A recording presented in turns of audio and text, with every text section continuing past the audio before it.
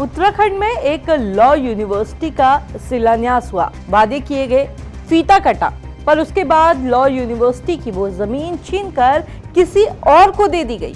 जी हाँ, राज्य में लॉ यूनिवर्सिटी के नाम पर एक ऐसा खेल हुआ जिसे सुनकर आप भी हैरान रह जाओगे। नमस्कार, मैं हूँ रक्षिता बोरा और आप देख रहे हैं खबर उत्तराखंड। दरअसल ये पूरा जो मामला है ये रानीपोखरी के लिस्ट्राबाद गांव का है। यहाँ रेशम विभाग के करीब 10 एकड़ जमीन थी जिस पर देश की 22वीं लॉ यूनिवर्सिटी बनाने का सपना देखा गया था। मार्च 2019 में तत्कालीन मुख्यमंत्री त्रिवेंद्र सिंह रावत ने खुद यहाँ आकर शिलान्यास किया। लोगों को लगा कि अब उनके इलाके की तकदीर बदलने वाली है, बच्चों को कानून की पढ़ाई के लिए कहीं दूर नहीं जाना पड़ेगा। लेकिन शिलान्यास के बाद सालों तक लॉ यूनिवर्सिटी की उस जमीन पर एक ईंट तक नहीं रखी गई, ना कोई टेंडर निकला, ना ही कोई कंस्ट्रक्शन शुरू हुआ। बस मुख्यमंत्री द्वारा किया गया एक वादा था जो अधर में लटका रहा। अब इसी बीच प्रदेश में नेतृत्व बदला, सरकारें बदली, लेकिन यूनिवर्सिटी बस वादों में रह गई। हैरत की बात यह है कि जिस जमीन पर यूनिवर्सिटी बननी थी वो जमीन अब सरकार ने सौंग बांध परियोजना से प्रभावित परिवारों को सौंप दी है। अब हैरानी की बात यह है कि जो क्षेत्रीय विधायक हैं ब्रजभूषण गैरोला, उन्होंने 2 बार सदन में इस लॉ यूनिवर्सिटी के मुद्दे पर सवाल भी पूछे। एक बार तो संबंधित मंत्री ने विधायक को लिखित में जवाब दिया कि रानीपोखरी में यूनिवर्सिटी का प्रस्ताव खारिज नहीं हुआ, यूनिवर्सिटी जरूर बनेगी। अब लेकिन उसी जवाब के बाद लॉ यूनिवर्सिटी की वो जो जमीन है वो सौंग बांध प्रभावितों को दे दी गई।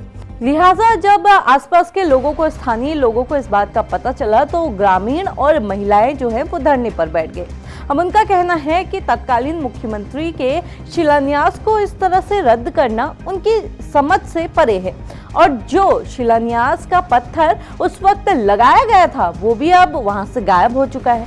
अब इस पूरे मामले पर सियासत भी तेज हो गई है। कांग्रेस नेता हरक सिंह रावत ने सरकार पर जमकर निशाना साधा है। तो वहां लाठीचार्ज किया गया, महिलाओं के साथ अभद्र व्यवहार किया गया। हमारे कांग्रेस के जिलाध्यक्ष, हमारे पार्टी के लोगों के साथ अभद्र व्यवहार किया, लाठीचार्ज किया गया, उनको गिरफ्तार किया गया। यह अपमान केवल रानीपोखरी की जनता का नहीं है, डोयला विधानसभा की जनता का नहीं है।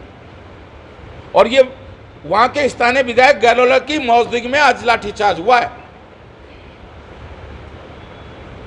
उनकी और वो भी भाजपा के विधायक है, उनकी मौजूदगी में आज ये सारा तांडव हुआ है। हालांकि मुख्यमंत्री पुष्कर सिंह धामी ने विपक्ष के बयान पर तंज कसते हुए कहा कि यूनिवर्सिटी बनाना उनकी प्राथमिकता है और इस दिशा में कदम उठाए जाएंगे।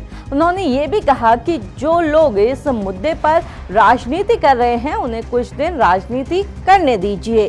कहीं पर भी जैसे यहाँ पर हमारे जो टेहरी विस्थापित हैं, जो बांध विस्थापित हैं, सभी लोग हैं और उनकी भी प्राथमिकताएं हैं, लेकिन विश्वविद्यालय बनना चाहिए, वो हमारी प्राथमिकता में हमारी सरकार ने पहले से तय किया हुआ है। तो उस दिशा में हम लोग ठोस कदम उठाएंगे। हम लोग कोई फैब्रिकेटेड बातें नहीं करते हैं, केवल जो है थोड़ी देर के लिए जो है केवल सस्ती लोकप्रियता पाने के लिए, कुछ समय के लिए हम कोई काम नहीं करने वाले हैं। हम ठोस काम करेंगे और माननीय विधायक जी ने उसको आश्वस्त किया है। बिल्कुल हम लोग उसका अच्छा रास्ता निकालेंगे, बेहतर समाधान निकालेंगे।